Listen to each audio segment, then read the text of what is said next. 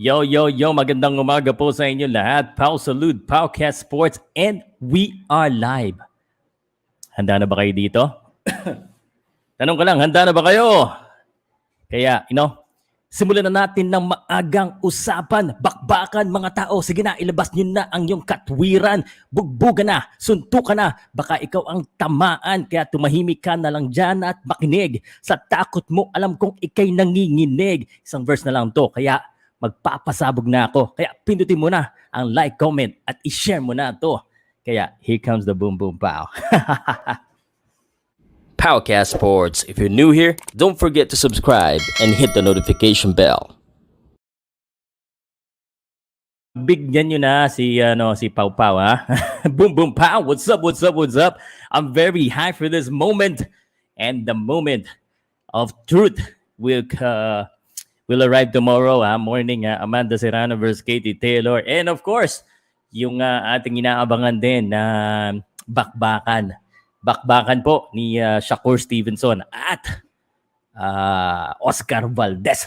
Magandang umaga po sa inyong lahat. Good morning, Philippines. Here we go. 12 rounds of boxing. At bago natin simulan nito, I want to tell you right away, I'll go for Serrano and Stevenson. This is a good 50-50 fights. Come on. Tanggalin ko na yung salamin ko. Dalawa yan, no? Woohoo! Good morning. Nakita nyo ba nag-rap ako? Naabutan nyo ba yung nag-rap ako? Hindi nyo naabutan, no? Pagkagising ko kanina, sabi ko, I feel inspired. Gawa nga ako ng isang verse ng rap. So, isa-share ko to. Pero dahil marami na tayo dito, pakishare na lang po. At kung gusto nyo marinig yung rap ko, ulit, kasi late kayo ng pasok, one verse na rap, i-comment nyo lang dyan. Go, Boss Pao, rap naman dyan. Isang rap naman dyan, Boss Pao. Isa lang, no? O dahil uso yung mga rapper ngayon, no? Mga BCCP, nag-rap. Lahat nag-rap na ngayon, no? So, let me go ahead and just share this. Oh, I have 3 shares already. Salamat po sa mga nag-shares. Thank you very much. Morning has broken. And morning is indeed good. At ngayong umaga po, Sabado ng umaga, April 30 is our morning edition of the Powcast Sports Podcast, where we discuss about the latest and the greatest boxing. Of course, that's our primary sports. And we also talk about basketball, mixed martial arts, and a lot more. Siyempre, basta yung mga hilig na natin, hilig ng Pilipino, pera lang sa girls, no? Hindi natin pinag-uusapan yan dito. What's up, what's up, what's up? Just let me go ahead and share this to my friends and my groups. Narinig nyo ba yung nag-rap ako kanina? Although it's not worth it naman. Di naman kailangan dahil wala lang. I just wanna hype myself up for the Oscar Valdez and of course, Shakur Stevenson fight. And you saw on the headline, alam nyo naman, I have a quick story to tell you, that when I was doing the title and nagawa ko na yung thumbnail and pinag-isipan ko talaga siya kung kanino ba talaga, where would I put my money, but I'm not betting, no, hindi pa ako nagbe-bet. But where would kumbaga, sino yung pipiliin ko dito sa dalawang main event na mangyayari bukas sa New York at saka sa Las Vegas? So, kanino nga ba ako? Ayan ang talaga na mga pinag-isipan ko ng mabuti. But yung Serrano, almost given na Serrano. Ko alam ko parang underdog yata si Serrano. Underdog si Serrano? Hindi, no? Anyway, salamat sa mga nag-share. Oy, yung mga isa-shoutout ko, share muna. At nang hindi kayo makatikim sa akin, shoutout na, shoutout po, shoutout. Yung rap ko kanina, lang yun? Patakim lang yun. We got a rhyme too, no? Sumasabay lang tayo sa uso. Handa na ba kayo? Gusto niyo bang marinig yung sample rap? Shout out Joel de las Alas, member ko po yan. And I have also, meron na po akong diyang bagong Super Tanks. Super Tanks, hindi ko pa nakikita kung ano itsura niyan Ano ba itsura nitong Super Tanks? Parang hindi ko na, wala naman. Saan ba dito makikita yung Super Tanks? Sa live chat? Baka pang ano lang yun, hindi siya ang tawag dito? Wala naman super thanks. Loko mo ko eh. May super thanks ba kayo nakikita? Handa na ba kayo? Pag-usapan na natin. Marami tayong pag-uusapan ngayon but I will try to make this an hour. So, I'm just waiting for, siguro pag naka 100 na tayo, paparinig ko sa inyo yung pinakamalupit na rap ni Pau Salud na sariling ginawa ko kaninang bago ko mag-live mga 5 minutes. Good morning po. Good morning. Shout out muna tayo. Shout out muna. Paabutin natin ng 100. Share kasi kayo. Alam nyo naman na yan lang hinihiling ko sa inyo. Although, pwede naman kayo dyan mag-send ng super stickers, super chat, o mag-member kayo. Para gusto ko makaabot ng 500,000 subscriber ang Powcast Sports. Anytime soon this year, makuha natin yan. Medyo bumagal yung bumagal yung ating pag-angat ng konti, pero paakyat pa rin tayo. Mas mabilis pa yung sa Pau Salud Project kasi puro chismis gusto nyo. Oy, nagkita kami ng mga Casimero team, SBD. Okay naman po lahat. At mamaya siguro pag may mga tanong kayo sa akin, sasagutin ko yan. Oy, si Hinyaga. Always present, Hinyaga Animation. Salamat. Ay, nako, stretching. Stretching, simulan na natin to ha. Handa na ba kayo makinig ha? Simulan na natin ng usapan, bakbakan, mga tao, sige na, ilabas nyo na ang iyong katwiran, bugbugan na, suntukan na, baka ikaw ang tamaan, kaya tumahimik ka na lang dyan at makinig. Sa takot mo, alam kong ikay nanginginig. Isang verse na lang to at magpapasabog na ako, kaya pindutin mo na like, comment at i-share mo na to. Because here comes the boom boom pow. What's up, brother? Hello! Kanina lang yan. Simulan na natin ito. Ay nako ha. Salamat po kung trash yung rap ko, ganun talaga, trasher ako what's up? Totoo ba yung, hindi ko alam yan, yung kay Sultan at Inoue, hindi ko pa po alam, wala po akong alam dyan, kayo ga naman. Ito na, magsimulan na natin ito, no? Unahan muna natin usapan ang balita po sa laban bukas, April 13, May 1 po dito sa Pilipinas. At ang laban na yan po, yo, what's up? Yes, yo. And we don't stop. Yo, Valdez versus Stevenson, both weigh in at 129.6 and 130 respectively. Oscar Valdez po yung 129.6 and Shakur Stevenson po 130 pounds. And we have a fight. Ladies and gentlemen, for the thousands in attendance and the millions watching at home. Okay, bukas na po yung labanan na yan at Oscar Valdez. The underdog Valdez looks excellent. Actually, I don't see him as looking that excellent. I mean, his body looks good and he weigh in at 129.6, which is very good. Itong si Shakur Stevenson, I think 0.2 pounds over when he got to the scale first, and then he was able to make the weight the second try. Mukhang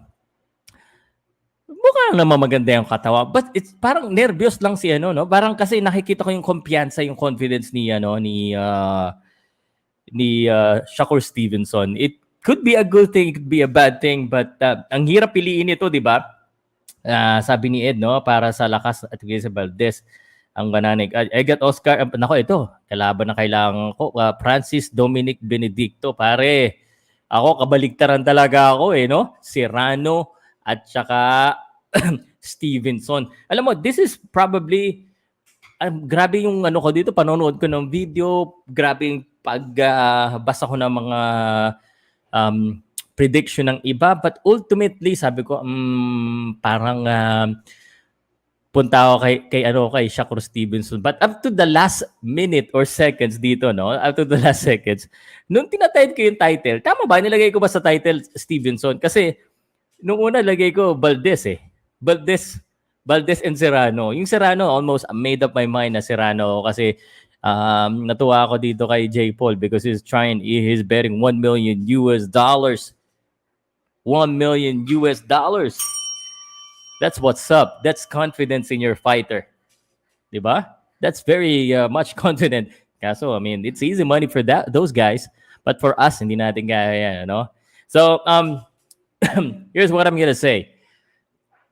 Final prediction, Shakur Stevenson. The reason, again, both magaling, siguro 50-50 fight talaga ito para sa akin, but I just felt the confidence in Shakur Stevenson. And yes, I'm gonna do a live commentary. Salamat po, Salamat dyan, Sir Pao, magandang umaga po. Stevenson, keys to victory, Valdez, pressure, head, movement, inside, stamina, Shakur, maintain distance, footwork, and timing. I think you're right. I think you're right, Alex, no? I just felt that Shakur Stevenson knows exactly what to do and what Oscar Valdez would do. Because, I mean, if you look at it from the outside, parang everyone is thinking that the only way Oscar Valdez will win this fight if he goes inside Shakur Stevenson and pressure him, which means he needs to be the initiator of the fight, which means he would have to risk more. Because Shakur Stevenson is the kind of fighter that's made. I mean, Oscar Valdez is made for Shakur Stevenson. Coming forward, papapang! Get away, papapapang! And then until the end of the round. Sabi nga naman ni Shakur Stevenson, no? Don't be surprised if I also finish Oscar Valdez. And, I won't be surprised. I hope I get entertained, though. I hope umabot man lang ng after 6, no? You think abot ng after 6 rounds, guys? Live commentary, not live in action. If you want to watch the fight, you gotta pay for the pay-per-view. That's why it's pay-per-view, my man. Yung mga cheap-ass boxing fans na may pera naman, yung mga walang pera, okay lang. Discard tayo dyan. Ganyan ang Pinoy. Pero yung may mga pera na naghahanap ng libre, na-imagine ko ang kahinan na magsayo kung akyat siya super featherweight. Oh my goodness. Iris Valdez. Tagalogin mo naman, Lodi. Sorry kasi baka kasi may nanonood na English speaking Kaya nag-i-English tayo Hindi, sinasabi ko dito, pare, Gervonta. Tampo. Gervonta Davis. Gusto mong Tagalogin ko? Gervonta Davis. Understand Tagalog? Filipino ba? O Bisaya ba? Ambot sa imo. Kaya talaga, umaga-umaga, kinukulit nyo ako You know? Alam mo, ang sinasabi ko kanina, para sa Tagalog, para kay Gervonta Davis, ni nakakaintindi. Gervonta, magpadala ka dito, Man, of course, man, this is an international boxing event. And like what I said, guys, I've been talking to you about this. Ang dami ng mga bloggers, right? No? Ang dami ng mga bloggers ngayon ng boxing. So I have to elevate myself and be different. And I'm gonna try to get the international boxing fans to also listen to Boom, Boom, Pow, Powcast Sports.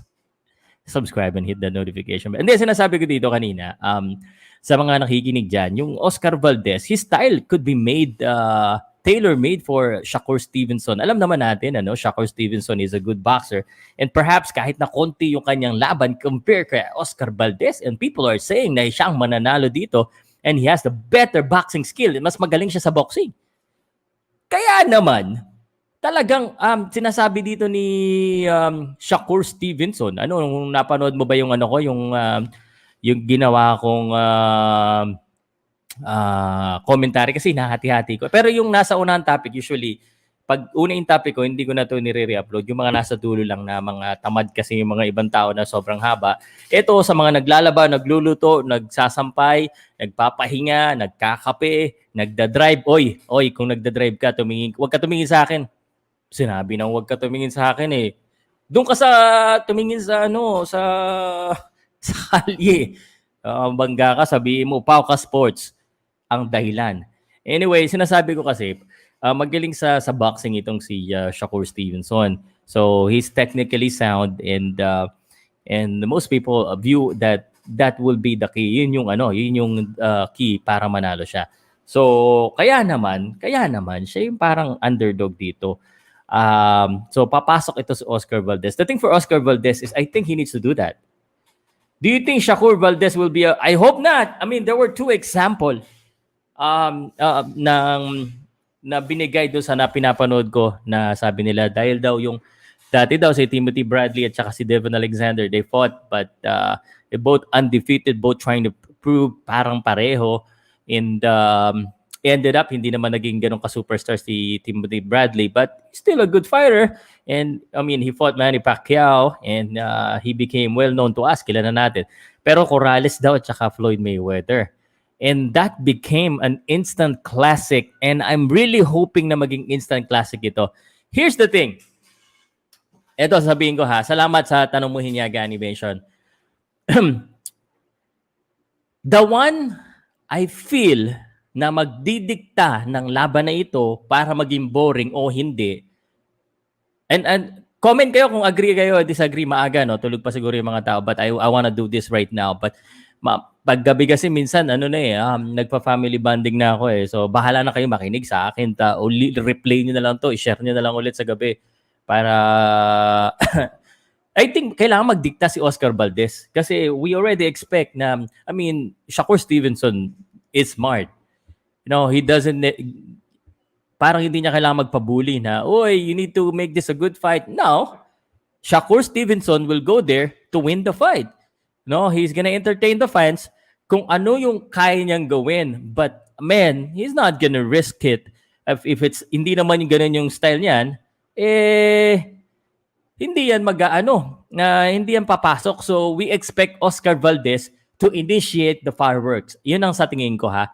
Oscar Valdez will come forward and yun ang mangyayari. Valdez versus Stevenson 50-50. Yan, Tagalog, pasensya na po. The best ka sa lahat. Pesi Operation, what's up? Mahirap ma-outbox si Shakur intelligent-wise. Lamang si Shakur by heart, lamang si Valdez. Alam mo, ang problema lang, tuwing heart ng iniisip natin, Alex, no? Lagi tayong talo. Sa basketball, puso! Pag pinag-uusapan yung puso, and correct me if I'm wrong, lahat ng sinabihan natin ng may puso, parang talo no? Ang ganda. Parang compliment na natin yan, parang pampalubag-loob natin yung puso, no? Stevenson and Taylor. Okay. Pag Valdez, kami paborito ng Jurado pag umabot 12 rounds. No boring basta. Okay. Action mas about siya pag pag parang sinabi natin puso, nako, talagang nakadelikado tayo dyan. Ibig sabihin, pag sinabi natin lamang ang puso, dihado talaga yung boksingero Rintok yan. Minsan pampalubag natin niya sa mga boxer Pag sinasabihan natin, yan na, nakita nyo na ha. Nakita nyo na yung style ni Pau Salud. Pag sinasabihan niya na, lamang tayo sa puso, sabihin wala na tayong makita yung category na idagdag para lang magbalanse.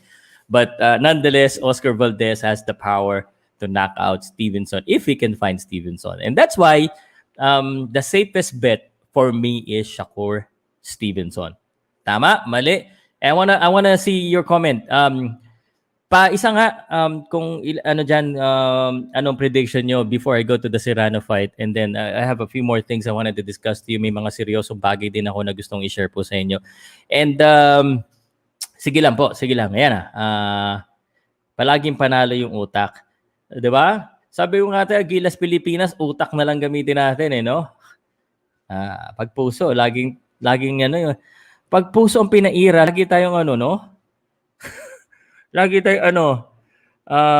lagi tayong nasasaktan, no? Kaya don't get too emotional. Sir Pao, dito na lang po ako sumasali sa chat room. Hindi na ako nakasali sa chat. Okay lang. Shakur via UD. Okay. So, yun. I think for Oscar Valdez to win, he needs to also use his mind, not just his heart. But I think Shakur Stevenson got this. Not to say na walang pag-asa si Oscar Valdez. Ulit-ulitin ko I think Shakur is gonna win. I hope Oscar Valdez wins. Parang twisted talaga ako, Twisted. 100 na yung nanonood. 1 hour of at tinapik ko talaga ng ganito kasi I want the real boxing fans to be here para wala tayong away-away. But let me go ahead and go now with the Katie Taylor fight. Can we go to the Katie Taylor fight? Man. Katie Taylor versus Amanda Serrano. I hope we can do something like this as well in boxing, in male boxing. History-making headlines and undisputed fight itong laban na ito in the lightweight division. And this is gonna be at the Madison Square Garden, the most famous arena in the world. At kanina, mga WWE star yung nag-hype. So, mga WWE fighter, ito na, nagpahabol si Maharlika. Shakira wins by boring UD. Wag naman, I think Oscar Valdez should initiate. Valdez Taylor ako. Ito Winter. Kalaban tayo kasi kabaligtaran lahat ng pinili ko. I got Stevenson and Serrano for this one. This is why this is a good fight. And I wanna give a bell.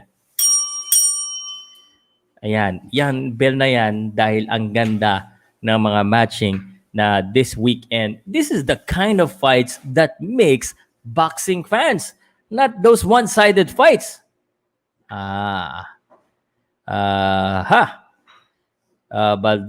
Valdez, Sir Pao, Serrano po kami. Yes, Serrano din ako. Yung mga kakampi ko dyan. Pag natalo tayo, sabay-sabay tayo mapapaya. Anyway, let's go in. Again, kakasabi ko lang, tapos na po yung weigh-in kanina ni Valdez at saka ni Stevenson. And now, I want to tell you that Serrano weigh in at 133.6 pounds and Taylor weigh in at 134.6 pounds. And we have a fight. We have a fight. During the press ko, nakikita ko sila, parang hindi naman masyado malaki si Taylor. Parang ang laki pa nga ng braso ni Serrano, di ba? Pero kanina naghubad na sila. Ang laki pala ni Taylor.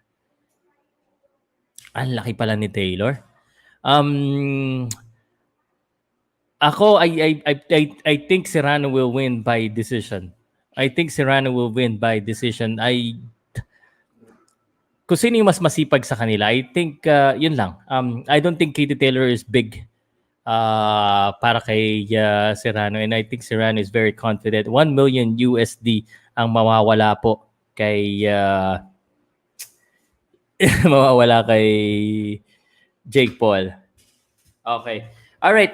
Aside from that, I mean, kita tayo bukas isang live stream commentary, but I think magla-live stream din dito di ko alam sina Winter, sina Maharlika at marami ba po magka-live commentary lahat 'yan. But let me invite you as well. Syempre kanya-kanya kami. Trabaho lang. Tapos update ko rin kayo, no. I think Marlon Tapales is gonna have a fight. Marlon Tapales. So I saw this on Sandman Facebook page that he will be under the May 14 main event of Charlo ba yun? Let me make sure. Alam mo, ganyan talaga pag medyo di na makatanda. May 14 fight. That's Charlo and Castellano. So let me just go ahead and go to the Sandman page para po masabihan kayo kung ano yung update sa mga nakikinig dito. I know you're a big boxing fans. But sooner or later, magiging basketball fan na rin tayo. But let me give you a real quick update. Former world champion and IBF Super Bantamweight #1 Marlon Tapales, with the record of 35 wins with 3 defeats, will face Jose Estrella of Mexico in Los Angeles, California on May 14 under the Charlo Castaño card. So, napakagandang laban po nito. And Marlon Tapales is former world champion, and naasahan natin ang kanyang pag-angat uli sa kanyang laban. So that means I need to go ahead and do a prediction on this one sooner rather than later. So bago mag-May 14, gawa tayo ng prediction ng laban na ito at pag-uusapan natin. But right now, I haven't really looked in the deep to yung sa kalaban niya. So pagbigyan niyo na ako. But at least I've told you na may laban po si Marlon Tapales. At hindi lang si Marlon Tapales pa lang may laban, ano?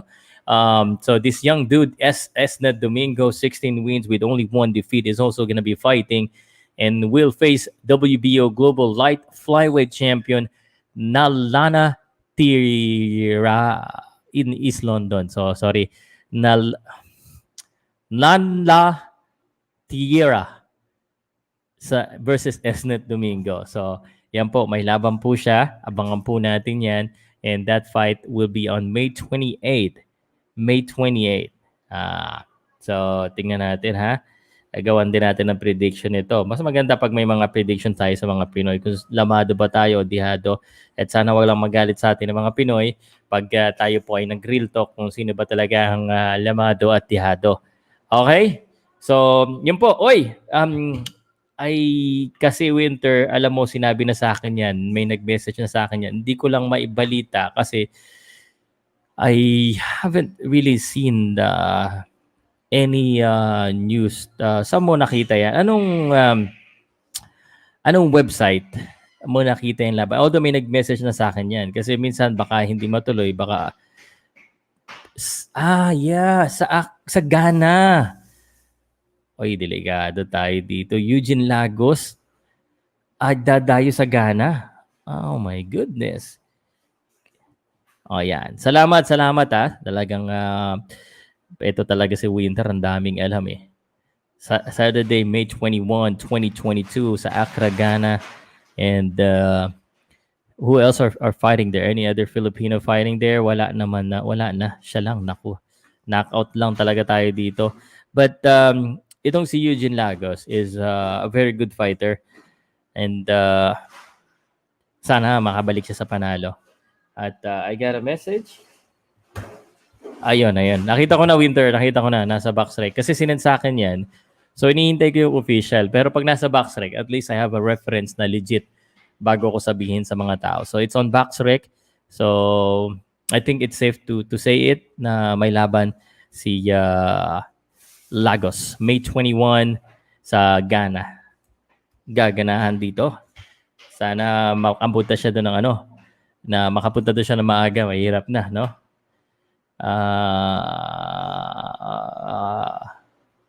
Valdez nakalagay sa Boxrec. Okay, nasa Boxrec na Sir Pa. Okay, Valdez win. Sir Pa, pa-shoutout po, Michiko. Naku, ingat si Lagos. Yep, ingat talaga sila. Lagos needs to finish this guy. So, who else is fighting? Ang dami rin mga Filipino na boxing events ngayon. And I wish them all good luck. I mean, I'm always here if you decided that you want Powcast to cover or whatnot, whatever. But I'm always here to support you and ibabalita natin yung mga laban ninyo dito sa Powcast Sports Podcast. Of course, April 30, Bukidnon. Laban niya si Samuel Salva at si Silito Dante, Angelo Beltran. Yan, ang mga laban dyan by I think ang magpo-promote niya si Joben. And then sa May 1 sa Jensan, si JR Magbuo, Ernie Sanchez maglalaban sa May 14. Kay Art Moniz, John Mark Tihok, Kenneth Rivera.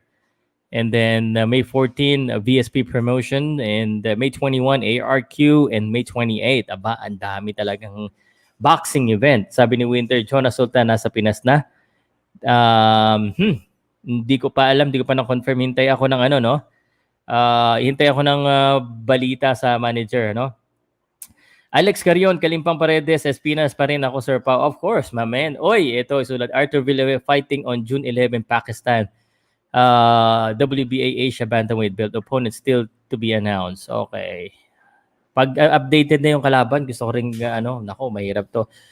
Ang tanong ko, Darwin, kung nandiyan ka pa, no? Kasi nung isang araw, pinag-uusapan namin si Mark Barriga, and I know before that they were both together with foreign management, and someone told me he's with you. Can you confirm, Darwin, that Arthur Villanueva is now under your under your team sa June 11? Villanueva, TBA, Pakistan.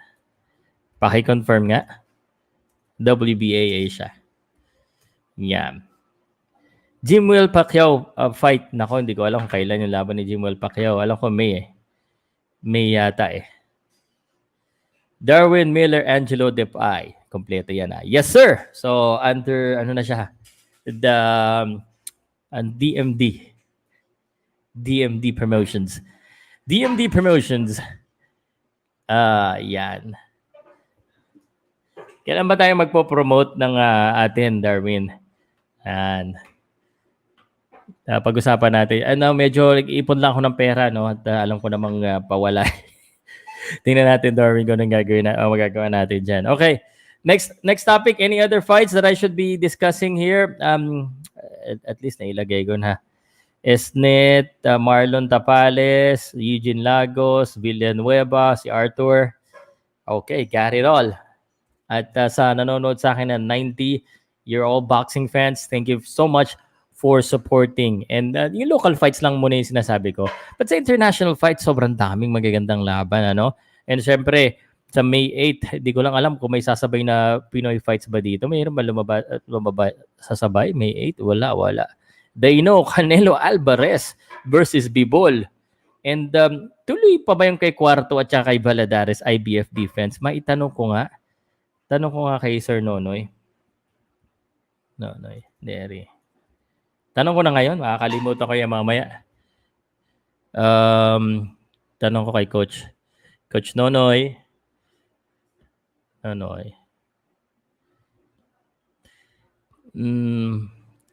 Coach, tuloy pa ba May 13 fight Cuarto versus Valdez sa Mexico? Okay. All right. Okay. Next topic tayo dyan. Michael Britannico. Yan. Anong nangyari kay Al Rivera? And I will tell you to the best of my knowledge and kung ano po yung nangyari. Of course, we've seen people posting it and I've researched it from 2 people na, no? Dalawa po yung nag-share. And this is heartbreaking news para sa ating boxer na isa po sa very rare na ang tawag dito. Minsan lang tayo magkaroon ng kumbaga boxer na malaki. And Al Rivera was in the US. He was fighting there. And then and so I know na kanina may mga nag-post. I mean, this guy has very good record. And this guy won his last fight. No? This one won his last fight in Minneapolis. So I'm very surprised to find out na nakakulong daw siya. And all I can tell you is what I have on my on Facebook, because I don't really know the full story. And I received information about yung pagkakulong niya. And I tell this as it is, no? I do not know anything more than kung ano yung nandoon. But according po sa sinend sa akin na information, and si Al Rivera daw ay nakakulong saan ba to? Online, inmate locator, Santa Rita Jail, yung holding facility niya. And I think I can share this to you guys. Share ko sa inyo, ha? Paano ka ba ito i-share?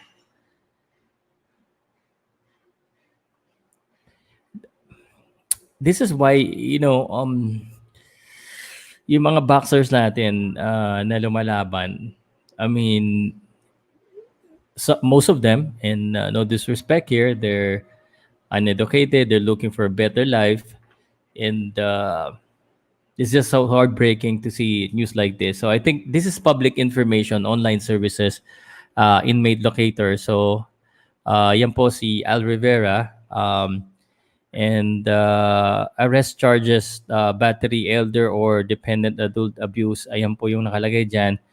And he has a hearing on May 2 and he has a bail amount of 45,000. So yan po yung information na na-receive ko. It's very bad news. I hope you guys can help. And if you wanna help, search na lang po si Michael Ona sa Facebook. Siya na po ang bahala sa inyo. Siya po yung nag-send din sa akin ito, si Michael Ona, ang nagbigay ng information. It's hard to talk about topics like this on this, but no other comments than I hope maging okay si Al Rivera at malusutan niya at kumbaga maayos niya yung nangyari. So, yan. Hirap. Sandali, inom muna ako ha. Kilala ko kasi yan si Al.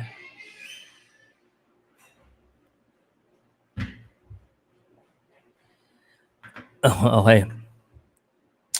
Next.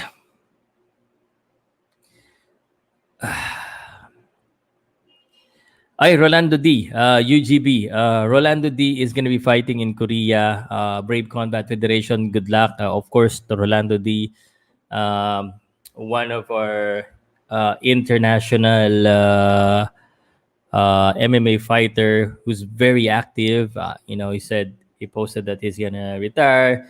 Then he's fighting. And he's fighting a Korean guy, if I'm not mistaken. And this guy, I think, mananalo dito sa Rolando D this time. Kahit na marami siyang pinopost na mga issue. And he's a very vocal guy. And I think this time I think may laban siya. Take Ho ang kalaban niya po. Okay. Where will you watch Valdez Stevenson? Dan Taz production. I usually watch the fight of Top Rank on Fight TV. So let me check if it's on Fight TV. Pag yung mga match room sa The Zone ko naman pinapanood. So titingnan ko lang dito kung nandito ba. Let me just check. Usually it's gonna be yes. So let me share this to you as well. Teka, hindi yan. Let me share to you where I'm gonna watch the Shakur Stevenson fight. So ito po, no? So here. So it's here. Shakur Stevenson, top rank Oscar Valdez versus Shakur Stevenson.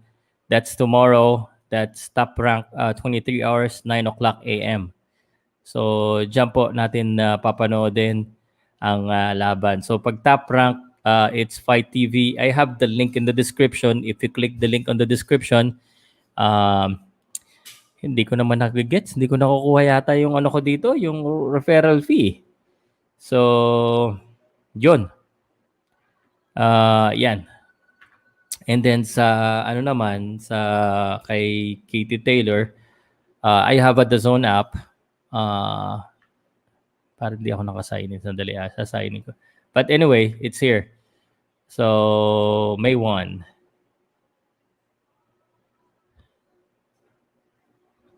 Yeah. Yan. Ito po. So, I'm gonna watch it here. 7:30 a.m. ang simula doon. So, I guess we're gonna have to be early for tomorrow. So, again, I watch on Fight and on The Zone. Legitimately watching there. Okay. Next update. Later, sa mga taga Parañaque, I will be there sa UGB Reignition Press Conference. So, MMA po yan. So, I got invited there. So, again, I'm open naman kung sino po yung mag-i-invite sa akin, kung saan. So, salamat sa inyong lahat. At iniimbitahan nyo pa rin ako kahit na maraming issue si Pau Salud. Salamat po. Thank you very much, UGB, Sir Ferdinand Sea. Congratulations for sana magtuloy-tuloy na yung pagbabalik nyo sa MMA. Okay. God bless Rolando D. Rolando for the win. The Valdez TV is live, free on ESPN. Yep, maybe in the US, but in the Philippines, it's on Fight TV. And it's not on local channel. Boxing is rarely shown on local channel in the Philippines. So that is why we have to pay for it. So even though it's not pay-per-view sa inyo, dito po ay pay-per-view po yan. So masakit mang isipin, kailangan tanggapin. Na yun na po yan. Okay. A few things I wanted to say and just some few points before I actually go because I have a scheduled appointment at around 9:30 or 10 o'clock. So I usually have I want to show you this thing. Sandali. This is my source of boxing. So for boxing insights and anything about boxing, basketball, actually everything that I'm interested in, dito ko po kinukuha. So, okay. And ay, video pala tong isa. Babaram Helva, George Cambosos, Devin Haney prediction, Vince Pacquiao lost down under. Ay, I'm gonna read that on that later. Robert Garcia predicts Canelo difficult fight versus Bivol. Reveals Bivol's sparring details. Nako ha. Anyway, ina pala to yung mga... Ay, Chofimo Lopez and Josh Taylor in negotiation for undisputed. Teka. Alan Fox, Chofimo Lopez led the cat out in the bag by revealing on Friday that he is in negotiation for a fight against undisputed Josh Taylor. Nice. Wow. John Jones will wait until September to face Stipe Miocic. I want heavyweight gold. Okay. June 11, Edgar Berlanga versus Alexis Angulo in ESPN main event. Eto, tanggalin ko na to. Luma na to eh. Bakit ba nandiyan pa yan? Okay. Yan yung mga lumang ano eh. Mga lumang read later. Okay. Other than that, what else can I share to you guys? Baba, I think Fury and Ngannou do bigger business than Mayweather McGregor. Wow. Babarom yan eh. Siyempre, Fury ang sasabihin yan. August 13, confirm ha? Andy Ruiz Jr. battle Luis Ortiz in August 13, Los Angeles. Hindi na po sa Mexico. Yung unang balita sa Mexico, dapat yung laban ni Andy Ruiz. But mukhang Los Angeles na, no? So, yep, those are the news in boxing. Wala na masyadong relevant sa inyo, you know. But I'll read it on my own. Sa MMA naman, I promise I'm gonna be learning more about MMA. I need a partner sa MMA na mas alam sa akin na may magdi-discuss eh. So, hindi ko siya masyadong ma-discuss. But 76 Embiid out indefinitely with orbital fracture. What the heck? What the heck? This is a big blow. Big blow to pag wala si Joel Embiid, no? Sa 76ers. And 76ers, of course, have moved up to the conference semifinals. Zion Williamson would sign with New Pelicans contract. Couldn't sign it fast enough. Teka lang. Embiid was hit the face. Oh my God, sa mata. Parang naipag-boxing dito si Joel Embiid. So, Game 1, no timetable for return. Nako naman. Pwede naman siya siguro tag dito? Maglagay ng mask. I mean, he's a very critical player sa Philadelphia. Of course, he's one of their main scorer. Diba? So, 30 points. Patay tayo dyan. Okay. All right. So, that's all I can share to you. As a promise, within an hour show. And I have a meeting date. Mamayang gabi na tayo siguro magkwentuhan ng mas marami. But right now, that's the morning edition of our Powcast Sports podcast. Again, let me remind each and everyone that tomorrow is the fight of Oscar Valdez and Shakur Stevenson in Vegas. And then, of course, earlier, before that, Valdez fight in New York, Katie Taylor and Amanda Serrano will be fighting. And yun lang po. So, sa 67 na natira na nakinig sa akin, I love you all. Thank you very much. 34 and 35 sa YouTube, 34 sa Facebook. I hope you guys kahit papaano may updates, may natutunan, may value. And if you get some values out of this at meron kayong information na nakuha kahit papaano, please kindly like, share, comments. At see you ulit sa next podcast ko. Salamat po. And ako po si Pao Salud ng Powcast Sports. Talk to you later. Salamat.